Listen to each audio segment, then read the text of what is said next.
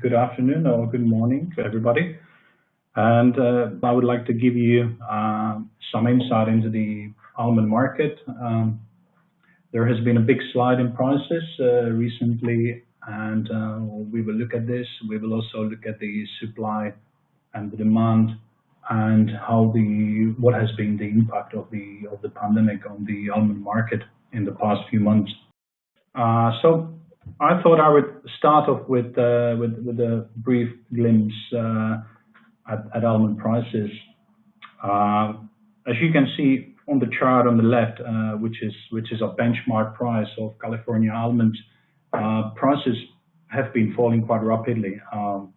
Currently, we're talking just just over $4,100 per ton for standard shell run grade, free alongside ship US. Which converts into just below $190 per pound.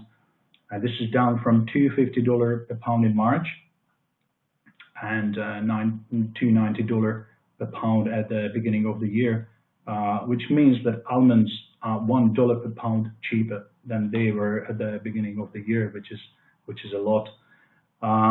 Looking at the same time last year, prices are down by more than 30%, and the last time we saw prices this low was in 2011, so it's almost 10 years ago.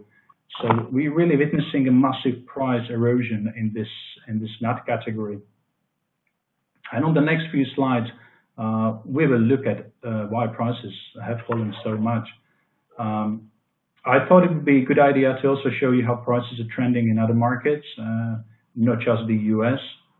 Of course, US is the top almond producer, and its pricing strategy really sets benchmark for other origins. So on the graph on the right-hand side, I've picked some of our Spanish almond prices, and you can see it's very clear that all prices are moving in line with the US price. By the way, US price is the yellow series.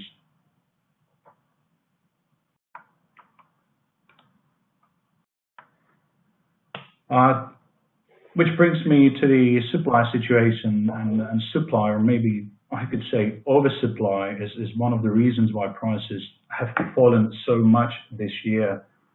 So let me now take you through some of the main drivers on the supply side of the market. Firstly, it's California, which is on course for a record crop this year. The USDA released their initial subjective forecast back in May, as most of us probably know, and they believe the output from California will reach 3 billion pounds, which is substantially more than last year. And just to put this figure in a better context, only 5 years back, we would talk less than 2 billion pounds. So what we're seeing from California almond industry is a massive growth, and this is just over the past several years. Just to add validity to the USDA forecast, there have been other forecasts from private entities, and they have not been too much off the mark. They have been pretty similar to the USDA forecast, generally a little bit lower, but not too much off the mark, the USDA figure. When talking about the upcoming crop, I have to say last year's crop has been also revised higher. The carryover inventory is trending to 450 million pounds, which would be an uplift of more than 130 million pounds compared to last year.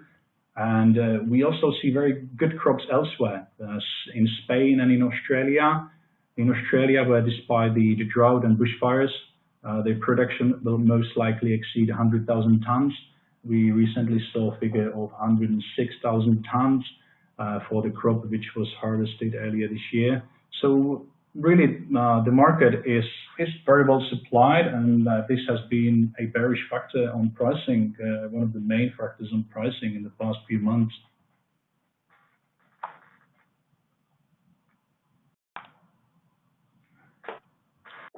And just to understand why crops are looking so healthy, let's just do a quick crop update. For California, growing conditions, as probably most of you know, have been almost perfect this year. The bloom was excellent. Some farmers even said it was the best bloom they ever saw. I have attached to this slide weather data from Mintech Analytics platform, so you can see for yourself. These are the two sets of images. The set in the middle shows you weather in California, and on the right-hand side, what you can see is weather in Spain. The images in the top row represent precipitation over the last 4 months, from February to May, and the images at the bottom show you minimum temperatures, again, for the same period from February to May. So what would be the key takeaway from these weather maps? As I mentioned, ideal dry weather in California in February for the bloom. This was followed by rainy storms, especially in April, but it's been nothing too serious. So California received a good amount of rain over the past 3 months, and temperatures have been above average. For Spain, flowering was also pretty good, with temperatures staying above average, and also Spain have received quite a lot of rain. There were not any frost, so really good prospects. Just to summarize, very positive crop estimates supported by very good weather, and what we see is very strong yield potentials. For the US, the yield is estimated at close to 2,400 pounds per acre, which is really an exceptional year. This is for the upcoming 2020 crop.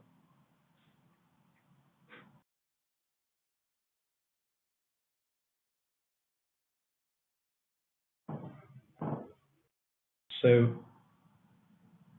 now I would like to move on to demand, which has been more affected by the pandemic than the supply. What I have on this slide, I've published 2 charts, which are very good indicators of demand. Firstly, the chart on the left, what you can see here are new crop sales from the US for crops not yet harvested, but what has been sold but not yet delivered. And as you can see from the 2020 figure, sales have climbed to almost 290 million pounds, which is it's a very large figure, and it's a very significant indicator of the demand. It tells us that industries and retail are locking in contracts, and this is mainly because prices are so low at the moment.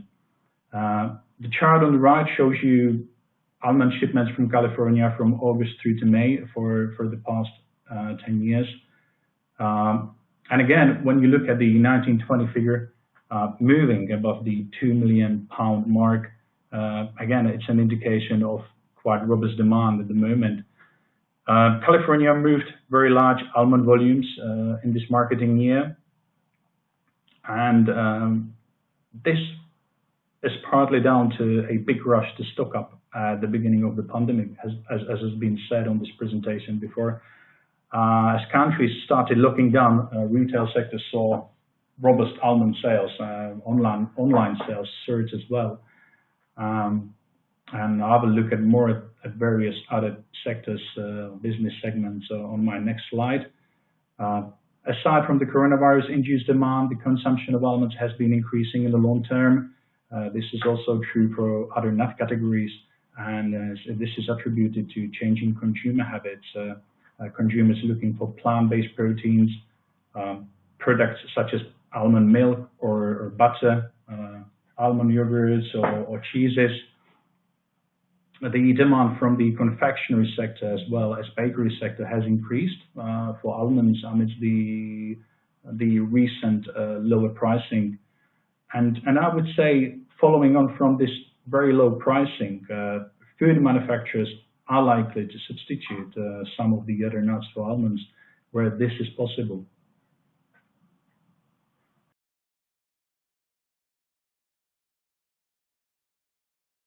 So talking about the demand, let me now take you through some other drivers.